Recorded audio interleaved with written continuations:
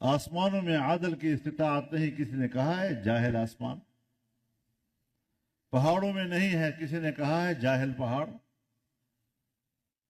لیکن انسان کو کہا جاتا ہے تو بڑا جاہل ہے، یعنی تیرے اندر علم حاصل کرنے کا استعداد موجود ہے.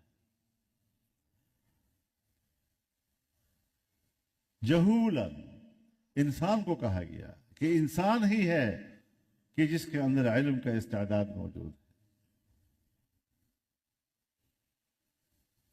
تو ظاہر ہے کہ جب علم نہیں ہوگا اور عدل نہیں ہوگا تو برتن خالی ہوگا. تو خالی برتن کو برتن کے نام سے پکارا جاتا ہے. پیالہ خالی ہے، یہ پیالہ لیجئے. گلاس خالی ہے، گلاس لیجئے. پلیٹ خالی ہے، پلیٹ لیجئے. دیگ خالی ہے، دیگ لیجئے. لیکن جب وہ جس چیز سے بھر جائے پھر وہ ظرف مظروف کے نام سے پکارا جاتا ہے. یہ چائے لیجئے، یہ شربت لیجئے، یہ سالن لیجئے، یہ چاول لیجئے.